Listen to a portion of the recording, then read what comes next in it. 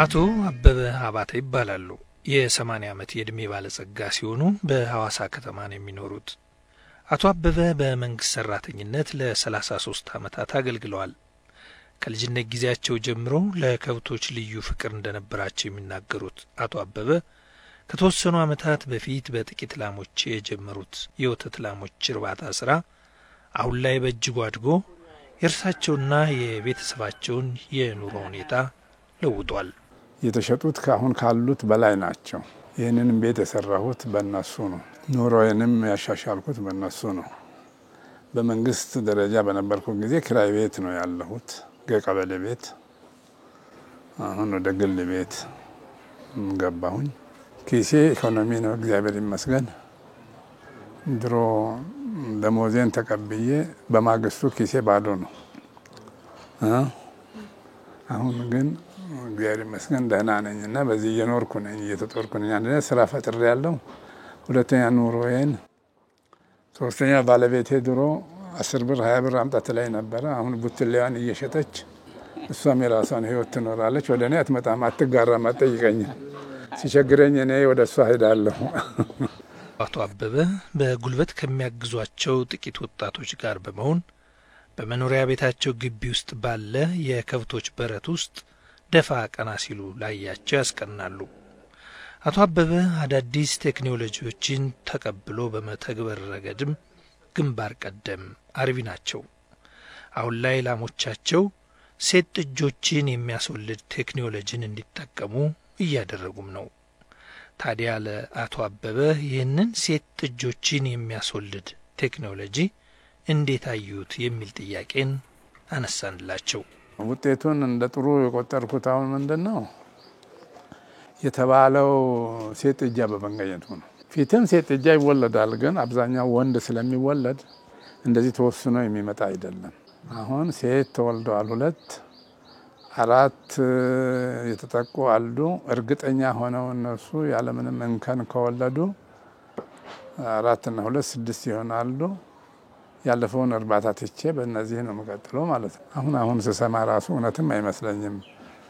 ወደ 200,000 180,000 ምናምን እያሉ ሲያወሩ ተስፋው ጥሩ ነው።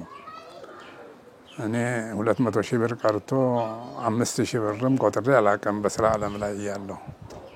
ይሄንን ማግኘት ጥሩ ነው። አንድ ከብት ተሸጦ ያረጀች አሮጊት ላም እንኳን ብትሸጥ 70-80,000 ብር ትሸጣለች።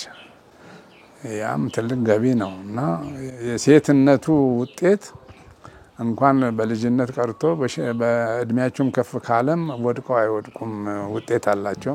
አቶ አበበ በአካባቢያቸው የሚገኙ አርሶ አደሮች ለወተት ከብት እርባታ ስራ የሚያግዙ የተለያዩ ቴክኖሎጂዎችን እንዲጠቀሙ በመምከር ረገድም የተቻላቸውን ጥረት እያደረጉ እንደሚገኙ አጫውተውናል።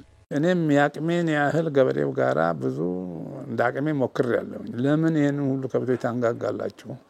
2 ላም ይዛችሁ ለምን እነዚህን ጅቦች እኛም እንዴት አድርገን እንችላለን ነው የሚሉት። እኔ አሁን ከራሴ ገንዘብ አላወጣም፣ ስሙኒ አላወጣም። እነሱ ይሰጡኛል፣ እነሱን አብልቼ የተረፈውን እኔ እጠቀማለሁ። ከኪሴ ብዬ የማወጣው ነገር የለም እና ገበሬው ብዙ ቅስቀሳ፣ ብዙ ድካም፣ ብዙ ማነሳሳት ይጠይቃል። እንደዛ ሲባል ደግሞ አሁን አዲሱ ትውልድ የገበሬ ልጆች ደግሞ ተሻሽለው ደግሞ እናያለን። አቶ አበበ ለረጅም ዓመታት በመንግስት ሰራተኝነት አገልግለዋል። ገንዘብ ተርፏቸው በባንክ ማስቀመጥ የጀመሩት ግን የወተት ከብት እርባታ ስራን መስራት ከጀመሩ በኋላ እንደሆነ ባካፈሉን መረጃ የዕለቱን ዝግጅት እናጠናቅ። በስራ ዓለም 33 ዓመት አገልግያለሁ፣ በመንግስት ስራ ማለት ነው። ከዚህ 33 ዓመት እንደው ከግማሹ እንደው ወደዚህ ብገባ ኖሮ ያለኝ ነገር ሌላ ነው። በህይወቴ ባንክ ቤትን አላውቅም። እንደው ባንክ ተከፈተ ወይም ባንክ ቤት ኢትዮጵያ ንግድ ባንክ ወይም እገሌ የሚባለው አሁን በየቦታው በዝቷልና ተርፎኝ እዛ ቦታ ላይ አስቀምጬ በህይወቴ አላውቅም። አሁን ግን በወር የምትመጣውን የወተት ገንዘብ እዛ ሳስቀምጥ ይሄ የኔ ገንዘብ ነው ወይ የማለት ጉዳይ አለኝ። እኔ ነኝ ወይ ይሄንን ያገኘሁት? ተስፋዬ አንድ ቢቸግረኝ አንድ ጥጃ ቢሸጥ አንድ ወይፈን ቢሸጥ ወይፈኑ ቀርቶ አንድ ጊደር ቢሸጥ ብር ነው። ድሮ ቆጥሬ ማላቀው ነው። በእኔ አቅም እንደው የማገኘው ነገር ቀላል ነገር አይደለም እና ይሄ ከባንኮች ጋር ሁሉ ተዋውቅ ያለው ብሬን ከቤት እዛች ወስጄ ማስቀመጥ ደረጃ ሁሉ ደርሻለሁና በጣም መልካም ነው።